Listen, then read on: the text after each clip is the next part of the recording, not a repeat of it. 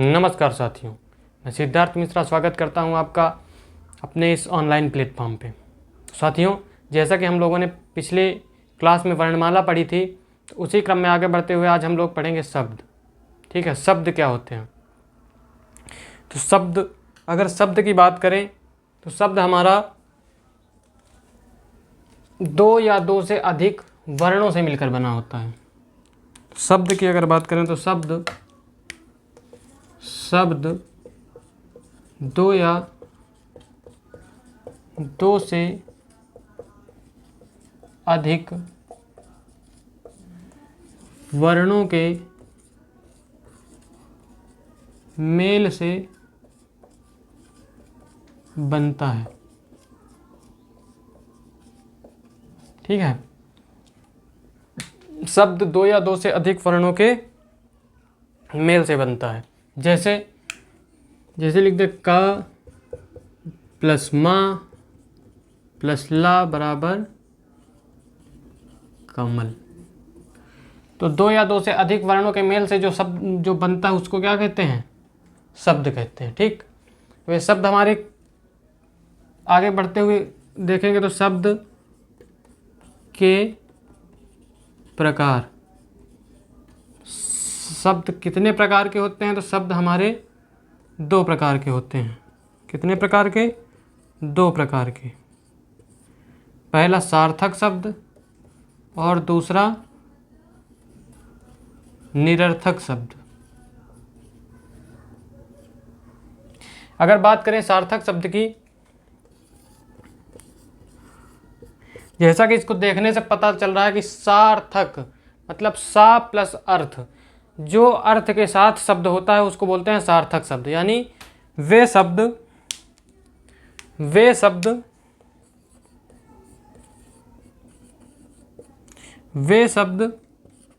जिनका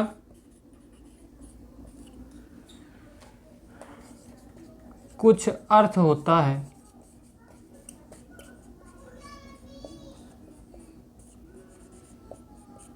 वे शब्द जिनका कुछ अर्थ होता है सार्थक शब्द कहलाते हैं। ठीक,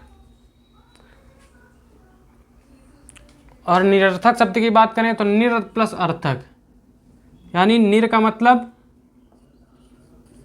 नि प्लस या निर प्लस अर्थक मतलब बिना अर्थ के। तो ऐसे शब्द यानी वे शब्द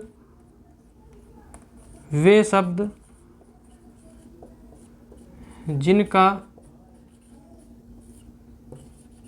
कोई अर्थ नहीं होता, वे शब्द जिनका कोई अर्थ नहीं होता है,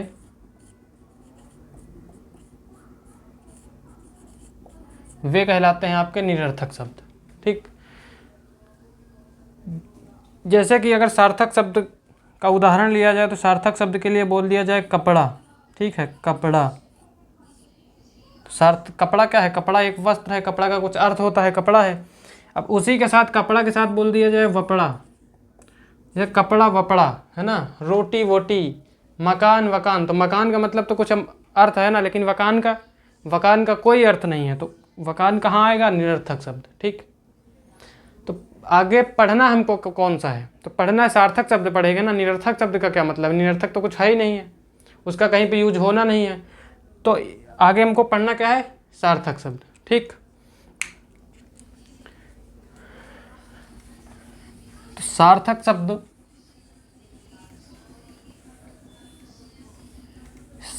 शब्दों को तीन आधार पर बांटा गया है।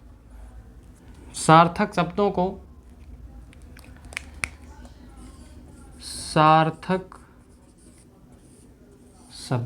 सार्थक शब्द में हम लोगों ने क्या पढ़ा कि वे शब्द जिनका कुछ ना कुछ अर्थ होता है वे क्या कहलाते हैं? सार्थक शब्द कहलाते हैं। ठीक, तो सार्थक शब्दों को जो बांटा गया वो तीन आधार पर बांटा गया है। कितने आधार पर बांटा गया है? तीन आधार पर। पहला किस आधार पर है? पहला है प्रयोग के आधार पर। किस आधार पर? प्रयोग के आधार पर। दूसरा जो बांटा गया है वो बांटा गया है रचना या बनावट के आधार पर। ठीक, रचना या बनावट के आधार पर। और तीसरा जो बांटा गया है वो उत्पत्ति के आधार पर बांटा गया है, उत्पत्ति के आधार पर। ठीक, तो जो प्रयोग के आधार पर शब्दों को बांटा गया है वो बांटा गया है दो प्रकार से। कितने प्रकार से? दो प्रकार से। दो प्रकार कौन कौन? तो पहला है विकारी शब्द और दूसरा है अविकारी शब्द। ठीक, विकारी का मतलब जिसमें विकार होता है और अविकारी मतलब विकार के बिना। ठीक, तो आगे इन शब्दों की हम लोग चर्चा करेंगे। दूसरी बात करें जो रचना के आधार पर है, तो रचना के आधार पर इनको बांटा गया है तीन प्रकार में। पहला है रूढ़ शब्द, दूसरा यौगिक शब्द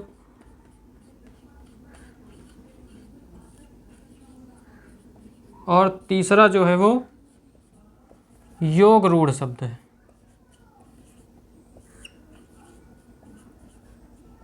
ठीक, तो पहला क्या है? पहला है रूढ़ शब्द, दूसरा यौगिक शब्द और तीसरा योग रूढ़ शब्द।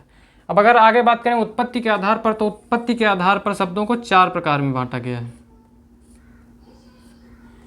पहला तत्सम शब्द,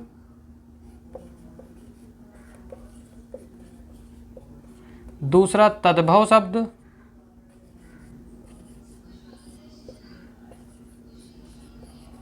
तीसरा देशज शब्द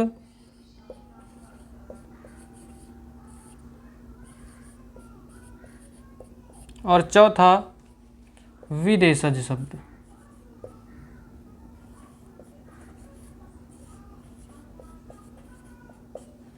ठीक, तो प्रयोग के आधार पर दो प्रकार का विकारी शब्द और अविकारी शब्द, रचना के आधार पर तीन प्रकार का रूढ़ शब्द, यौगिक शब्द और योग रूढ़ शब्द, उत्पत्ति के आधार पर चार प्रकार का तत्सम शब्द, तद्भव शब्द, देशज शब्द और विदेशज शब्द। ठीक, तो अब हम लोग पढ़ते हैं प्रयोग के आधार पर शब्द। प्रयोग के आधार पर शब्द। ठीक, प्रयोग के आधार पर शब्दों को कितने प्रकार में बांटा गया है? तो बांटा गया है दो प्रकार में। दो में पहला कौन सा है? पहला है आपका विकारी शब्द। कौन सा है? विकारी शब्द।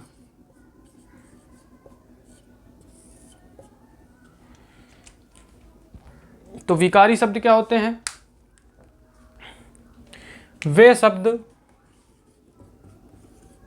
शब्द जिनमें लिंग, वचन, काल, कारक आदि का प्रभाव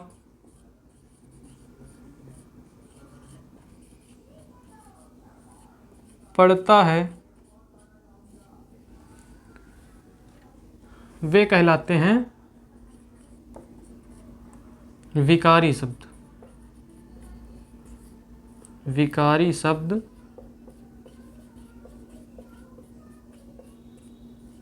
कहलाते हैं। ठीक, वे शब्द जिनमें लिंग, वचन, काल, कारक आदि का प्रभाव पड़ता है वे कहलाते हैं विकारी शब्द। लिंग, वचन, काल, कारक का प्रभाव का मतलब क्या है? कि उनका लिंग बदल जाएगा, वचन भी बदल सकता है, काल बदल सकता है, कारक बदल सकता है। ठीक है, जैसे इसमें आते हैं आपके चार शब्द, चार टाइप के शब्द आते हैं। देखो अगली लाइन लिख लीजिए, एक लाइन, इसके अंतर्गत इसके अंतर्गत संज्ञा, सर्वनाम,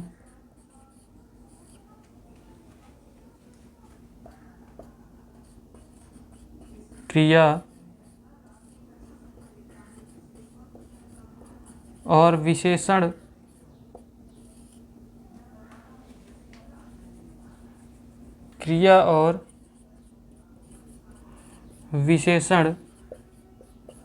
आते हैं। ठीक। वे शब्द जिनमें लिंग, वचन, काल, कारक आदि का प्रभाव पड़ता है विकारी शब्द कहलाते हैं। विकारी शब्द के अंतर्गत आते कौन से शब्द हैं? तो संज्ञा आता है, सर्वनाम आता है, क्रिया आता है, विशेषण आता है। संज्ञा जैसे आप किसी का नाम ले लीजिए, ठीक है, जैसे राम है, ठीक,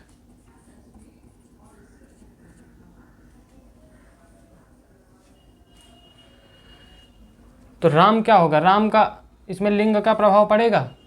बिल्कुल पड़ेगा। राम या तो स्त्रीलिंग होगा या तो पुल्लिंग होगा, है ना। वचन का प्रभाव यहाँ पर, राम अब एक ही वचन होगा। राम कितना होगा? राम एक वचन होगा या तो बहुवचन होगा, तो राम एक वचन है। लिंग यानी पुल्लिंग है।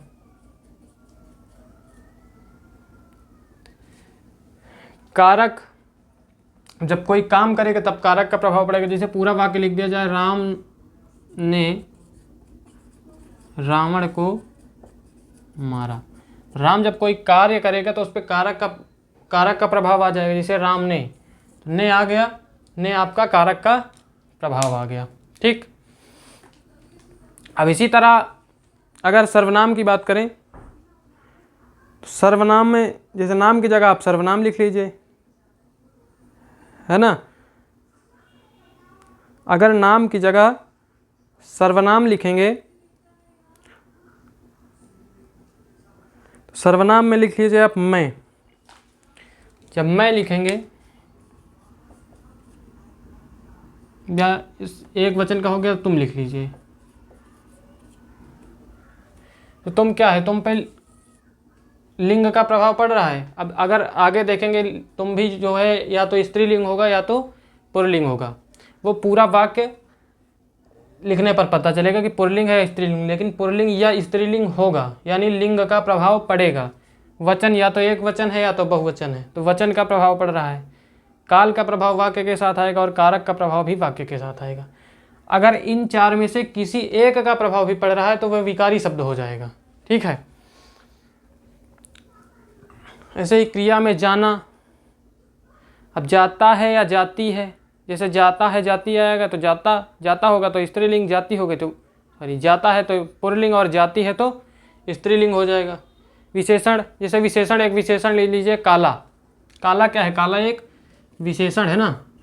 तो अगर काला है तो पुरुष जाति का बोध करा रहा है, अगर यही काली कर दिया जाएगा तो स्त्री जाति का बोध कराने लगेगा, यानी लिंग वचन का प्रभाव पड़ रहा है। तो जिसमें लिंग वचन कारक का प्रभाव पड़ेगा वे क्या कहलाएंगे? वे कहलाएंगे आपके विकारी शब्द।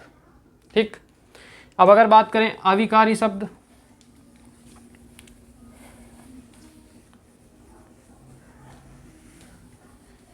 अविकारी शब्द दूसरा क्या है? अविकारी शब्द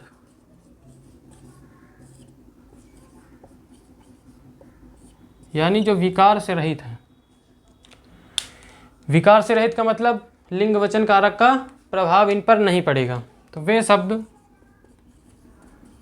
शब्द जिन पर लिंग वचन कारक का प्रभाव नहीं पड़ता है,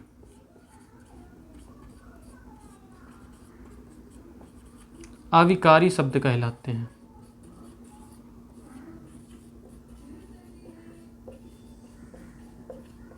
ठीक। वे शब्द जिन पर लिंग वचन कारक का प्रभाव नहीं पड़ता है अविकारी शब्द कहलाते हैं। इसके अंतर्गत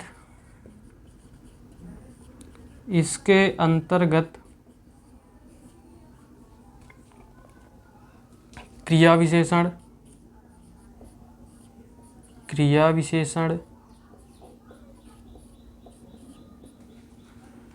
संबंध बोधक,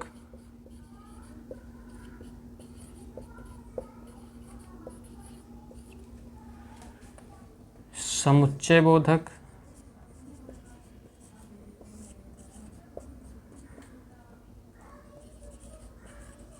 और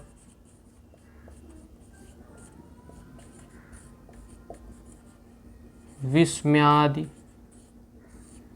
बोधक अव्यय आते हैं। ठीक, तो इन चीज़ों को हम आगे पढ़ रहे होंगे कि क्रिया विशेषण क्या है, संबंध बोधक अव्यय क्या है, विस्मयादि बोधक अव्यय क्या है, समुच्चय बोधक अव्यय क्या है, संज्ञा क्या है, सर्वनाम क्या है, क्रिया क्या है, विशेषण क्या है।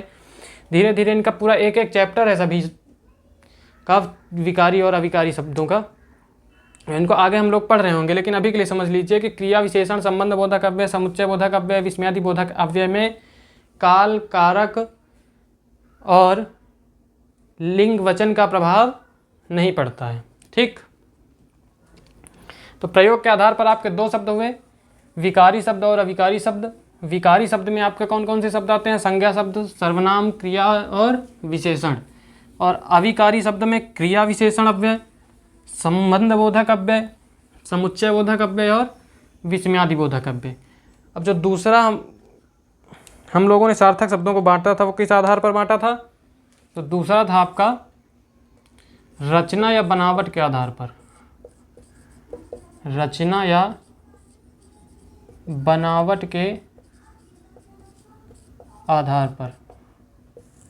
तो रचना या बनावट के आधार पर जो शब्द होते हैं वो हमारे कितने प्रकार के होते हैं? तो शब्द होते हैं 3 प्रकार के। कौन कौन से? रूढ़ शब्द, रूढ़ शब्द, यौगिक शब्द और योग रूढ़ शब्द। तो रूढ़ शब्द क्या होते हैं? तो पहले हेडिंग डालेंगे हम लोग रूढ़ शब्द। रूढ़ शब्द क्या होते हैं? तो रूढ़ शब्द वे शब्द होते हैं जिनको विच्छेद करने पर सार्थक शब्दों में परिवर्तित नहीं होते हैं। मतलब यानी अगर उनका हम विच्छेद करेंगे तो जो नए शब्द आएंगे वो कोई सार्थक शब्द नहीं होंगे। ठीक, लिखेंगे इसमें वे शब्द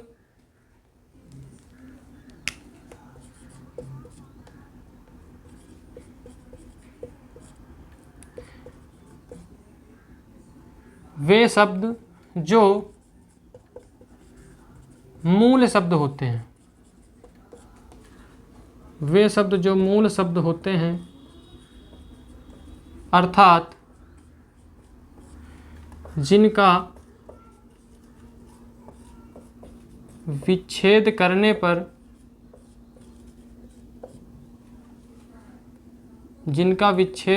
पर कोई सार्थक शब्द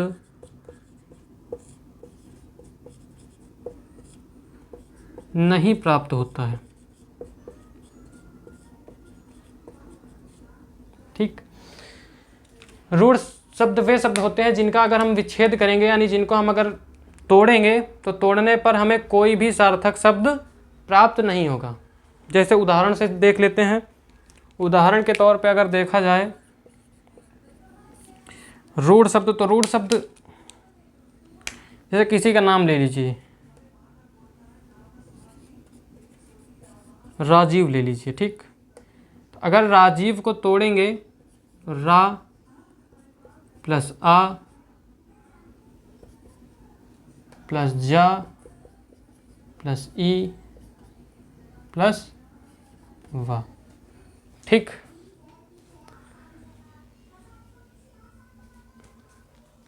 अब अगर इन शब्दों को तोड़ेंगे, रा प्लस आ प्लस जा प्लस ई प्लस वा, तो क्या होगा? कोई सार्थक शब्द मिला? रा, आ, जा, ई, वा, कोई सार्थक शब्द नहीं मिला ना। जब कोई सार्थक शब्द नहीं मिला तो ये क्या हो जाएंगे? हमारे रूढ़ शब्द हो जाएगा। ये क्या हो जाएगा? रूढ़ शब्द हो जाएगा। जैसे कमल, राम, सीता, ये शब्द क्या हैं? ये शब्द रूढ़ शब्द हैं। जल, बादल। ठीक, तो ये सारे शब्द क्या हैं? ये सारे शब्द रूढ़ शब्द हैं।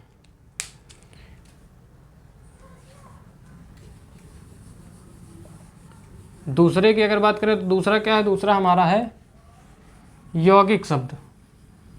क्या है? यौगिक शब्द।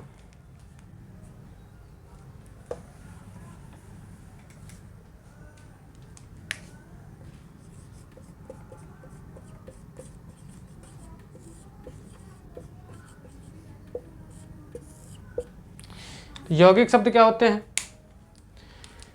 यौगिक शब्द वे शब्द होते हैं जो दो सार्थक शब्दों से मिलकर बने होते हैं। यौगिक शब्द वे शब्द होते हैं जो दो सार्थक शब्दों से मिलकर बने होते हैं। सार्थक शब्द मतलब इनका कुछ ना कुछ अर्थ निकलना चाहिए, ठीक है। जो दो या वे शब्द जो दो सार्थक, दो या दो से अधिक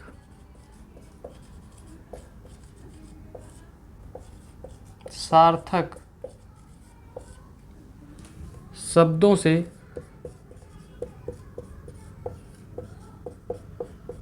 मिलकर बने होते हैं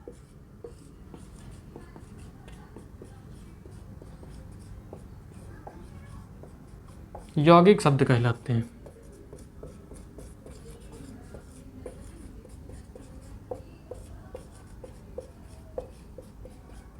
ठीक,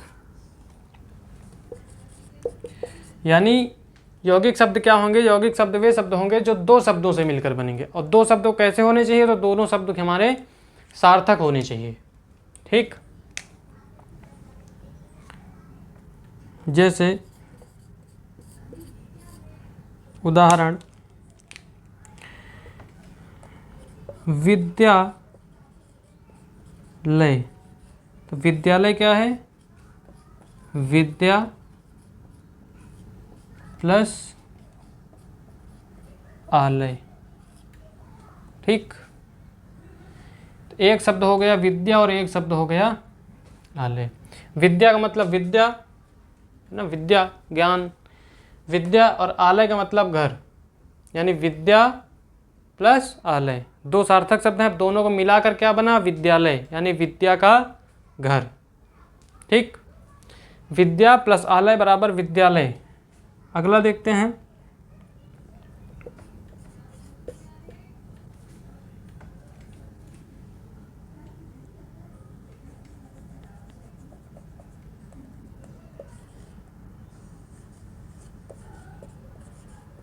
सुरेश।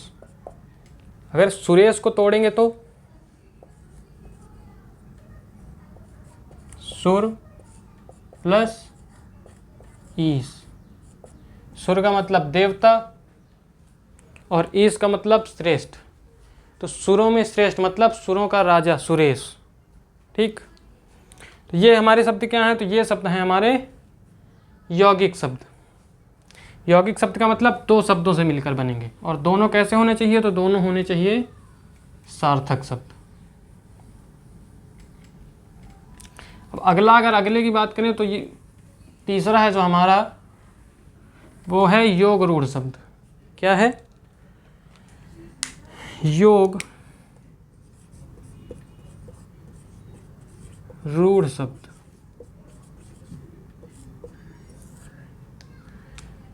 पहला था रूढ़, दूसरा था यौगिक, अब तीसरा आ गया योग रूढ़। योग रूढ़ यानी इसमें दोनों के गुण होंगे, योग भी है और रूढ़ भी है। ठीक, तो योग रूढ़ वे शब्द होते हैं जो दो या दो से अधिक रूढ़ शब्दों से मिलकर बने होते हैं। रूढ़ शब्दों से मिलकर बने होते हैं। ठीक, क्या होंगे? दो या दो से अधिक रूढ़ शब्दों से मिलकर बने होंगे, किंतु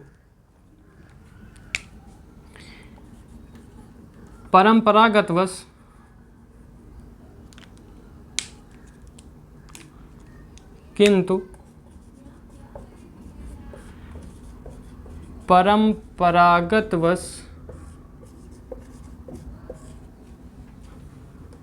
ये अपना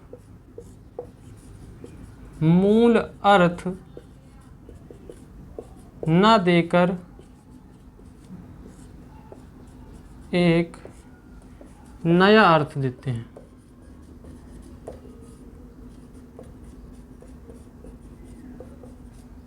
ठीक, मतलब बनेंगे तो दो रूढ़ शब्दों से। रूढ़ शब्द का मतलब फिर उनको अलग भागों में ना तोड़ा जा सके। ठीक है, एक बार अगर तोड़ दिया गया, मतलब अब यौगिक शब्द है तो योग उसको तो तोड़ेंगे ही, लेकिन टूटने के बाद जो नए शब्द आएंगे वो फिर और नहीं टूटेंगे, और सार्थक शब्दों में नहीं टूटेंगे, तो उन्हीं को कहते हैं रूढ़ शब्द। तो वे शब्द जो दो या दो से अधिक रूढ़ शब्द से मिलके बने होते हैं। ठीक है, उदाहरण से समझ में आएगा ज़्यादा, उदाहरण देख लेते हैं। तो उदाहरण के तौर पे आप लिख लीजिए पंकज। क्या लिख लीजिए? पंकज, पंकज। ठीक, अब पंकज को अगर तोड़ेंगे तो क्या निकलेगा? पंक प्लस ज। ठीक, तो पंक क्या है? पंक एक रूढ़ शब्द हो गया, यानी पंक को अब नहीं तोड़ा जा सकता है। पंक का कुछ मतलब होता है ना, और जा का भी कुछ मतलब होता है। ठीक, तो पंक का मतलब होता है कीचड़, और जा का मतलब होता है उत्पन्न। ठीक, यानी जन्मा। जा का मतलब जन्मा, तो कीचड़ में जन्मा या कीचड़ में उत्पन्न। तो कीचड़ में उत्पन्न क्या होता है? बहुत सारी चीज़ें हो सकती हैं, कीड़े भी होते हैं, फूल भी होते हैं, है ना। लेकिन यहाँ पे पंकज के लिए, पंकज किसके लिए कहा जाता है? तो पंकज कहा जाता है कमल के फूल के लिए, है ना, कमल के लिए कहा जाता है। तो पंकज का मतलब क्या है? पंकज का तो मतलब है ना कीचड़ में जन्मा। पंकज का मतलब क्या है? कीचड़ में जन्मा। लेकिन यहाँ पंकज किसके लिए प्रयुक्त होता है? तो पंकज एक ट्रेंड बन गया है कि पंकज के लिए, पंकज कमल के लिए ही आएगा, तो पंकज कमल के लिए आता है। समझ में आया? नहीं आया? पंकज, देखो पंकज, पहले तो समझो योग रूढ़ क्या है। तो योग रूढ़ होगा दो रूढ़ शब्दों से मिलके बना होगा। तो दो रूढ़ शब्दों से मिलके बना है, ठीक है, बना हुआ है।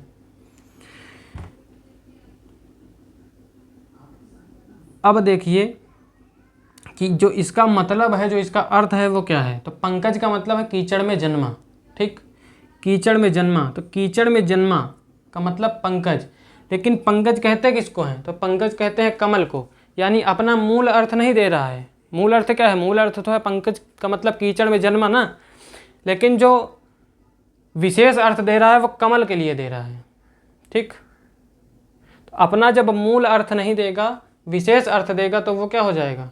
योग रूढ़ हो जाएगा। ठीक, यौगिक और योग रूढ़ में क्या अंतर है? तो यौगिक का मतलब जैसे अभी देखा था अपना, विद्यालय आया था, विद्यालय,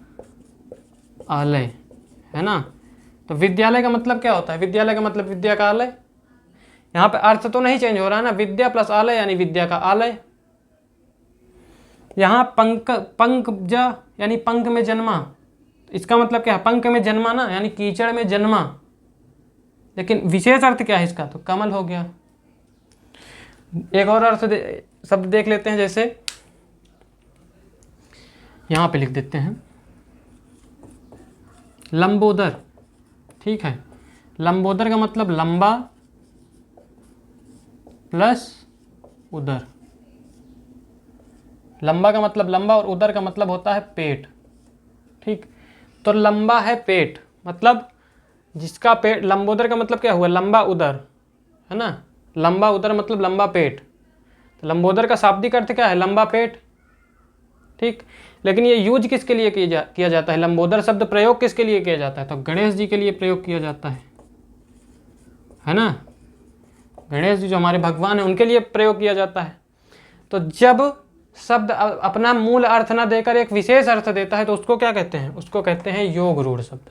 और यौगिक शब्द, तो यौगिक शब्द मूल अर्थ ही देता है। अगर मूल अर्थ दे रहा है तो यौगिक शब्द है, अगर मूल अर्थ न देकर विशेष अर्थ दे रहा है तो योग रूढ़ शब्द है। बात समझ में आ गई होगी, है ना। चलिए फिर आगे देखते हैं। तो रचना के आधार पर हम लोगों ने शब्दों को पढ़ा। शब्द तीन प्रकार के, रूढ़ शब्द, यौगिक शब्द और योग रूढ़ शब्द। अब अंतिम टाइप पढ़ेंगे हम लोग, जिस आधार पर बांटा गया है वो है उत्पत्ति के आधार पर, यानी शब्द कहाँ से उत्पन्न हुए हैं उस आधार पर। ठीक, उत्पत्ति के आधार पर, उत्पत्ति के आधार पर। तो उत्पत्ति के आधार पर हमारे शब्द कितने प्रकार के होते हैं? तो उत्पत्ति के आधार पर जो शब्द होते हैं वह हमारे 4 प्रकार के होते हैं। 4 में से पहला कौन सा है? तो पहला है आपका तत्सम शब्द।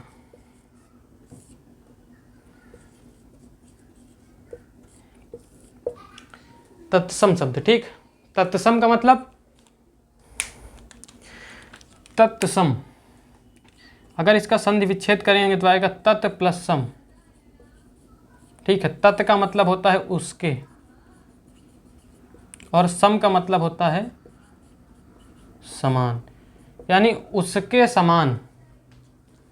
अब किसके समान? तो उसके का मतलब उसके का यहाँ पे मतलब है संस्कृत। ठीक है, यानी संस्कृत के समान। ठीक, तो मतलब क्या हुआ तत्सम का? वे शब्द जो संस्कृत शब्दों के समान होते हैं किंतु उनका प्रयोग हिंदी में भी किया जाता है, उन्हें तत्सम शब्द कहते हैं। ठीक, यही बात जरा लिख लीजिए, यानी वे शब्द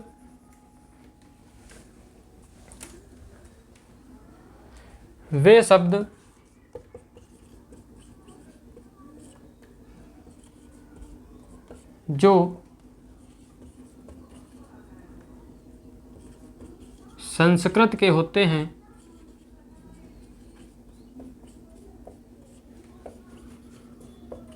किंतु उनका प्रयोग हिंदी भाषा में भी किया जाता है,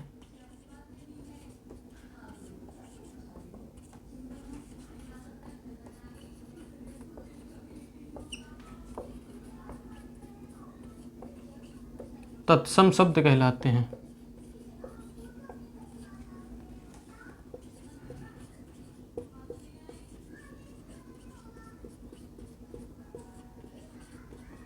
ठीक, तो वे शब्द जो संस्कृत से उठाए गए हैं, यानी संस्कृत से लिए गए हैं और उनका प्रयोग हम हिंदी भाषा में भी कर लेते हैं, तो उनको कहते हैं तत्सम शब्द। ठीक, एक उदाहरण से देख लेते हैं, जो उदाहरण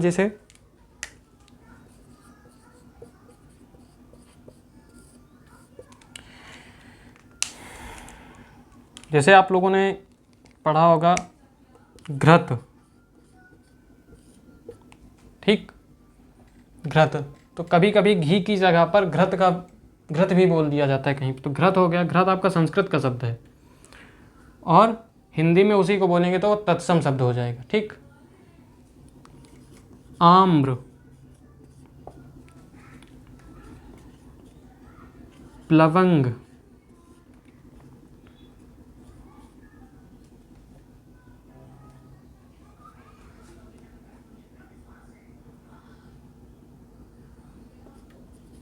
हद्री,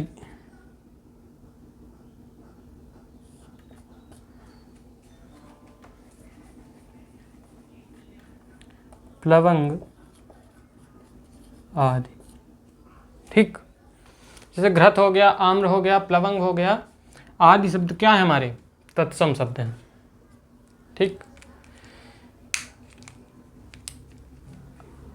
इन तत्सम और तद्भव शब्दों को हम लोग आगे भी पढ़ेंगे, धीरे धीरे करते रहेंगे। तत्सम से तद्भव, तद्भव से तत्सम, ये बहुत पूछा जाता है कि तद्भव से तत्सम बनाइए, तत्सम से तद्भव बनाइए, तो वो हम लोग आगे करेंगे। तो अभी के लिए यानी हम लोग अभी शब्द पढ़ रहे हैं, तो शब्द में जो तत्सम शब्द हैं वे क्या हैं? तो शब्द, तत्सम शब्द यानी संस्कृत के शब्द हैं। ठीक है, आगे फिर से हम लोग इन्हीं शब्दों को पढ़ेंगे। तो उत्पत्ति के आधार पर दूसरा शब्द कौन सा था?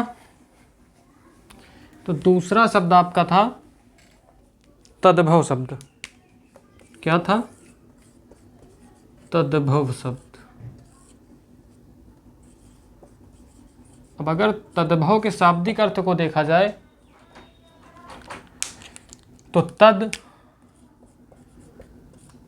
प्लस भव, तद का मतलब होता है उससे,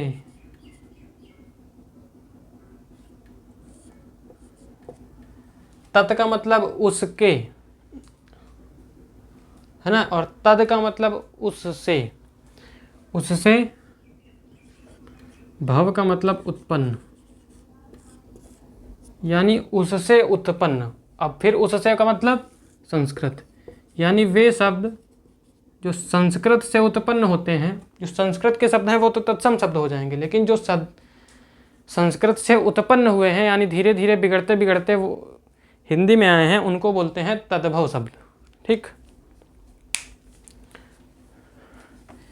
तो संस्कृत से जो शब्द बने होते हैं, जो हूबहू संस्कृत से आ गए वो तो हमारे तत्सम शब्द हो गए, लेकिन जो बिगड़ कर आए उनको बोलते हैं तद्भव शब्द।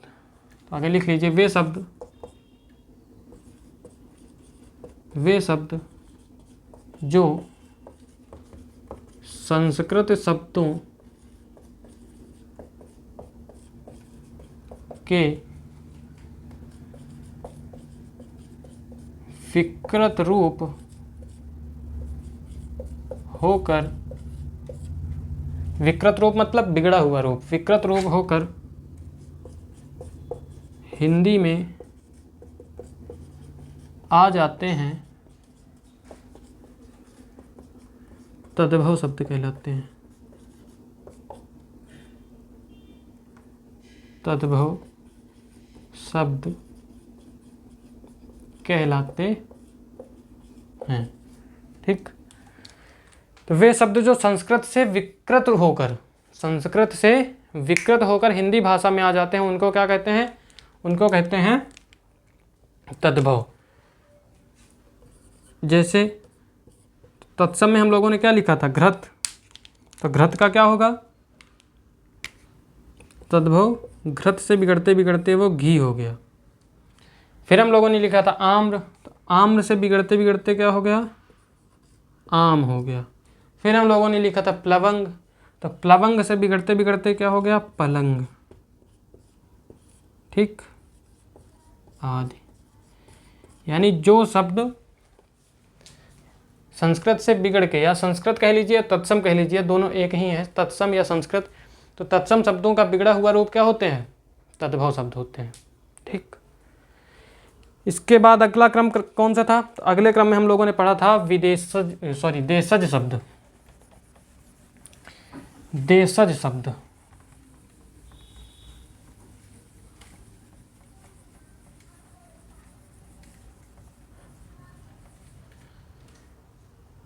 तीसरा कौन सा है? तीसरा है हमारा देशज शब्द। देशज का मतलब देश में ही उत्पन्न, देश प्लस जा। अभी जा का मतलब आप लोगों ने पढ़ा था पंकज में, तो जा का मतलब क्या होता है? जा का मतलब जन्मा और देश का मतलब देश, यानी देश में जन्मा, यानी ये कहीं से आए हुए नहीं हैं, आम बोलचाल की भाषा में ही इनकी उत्पत्ति हुई है, या फिर ये कह लीजिए जिनकी उत्पत्ति का पता ही नहीं चलता है। अब आम बोलचाल की भाषा में कब कौन सा शब्द कहाँ उत्पन्न हो गया किसी को पता नहीं चलेगा ना, वो तो धीरे धीरे आम बोलचाल की भाषा में बढ़ता हुआ चला जाएगा, लेकिन इनकी उत्पत्ति का पता नहीं चलता है। तो वे शब्द जो देश में ही उत्पन्न होते हैं या फिर इनकी उत्पत्ति का पता नहीं चलता है, ठीक, वो क्या कहलाते हैं? देशज शब्द कहलाते हैं। तो लिख लीजिए जरा सा, वे शब्द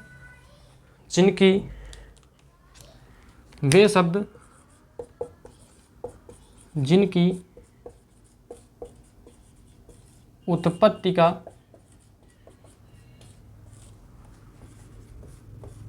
पता नहीं चलता है,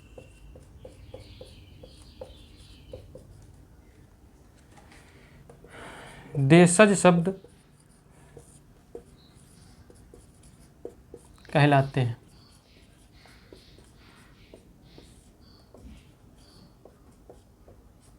ठीक, अगर एग्जाम्पल इनका लिखें तो उदाहरण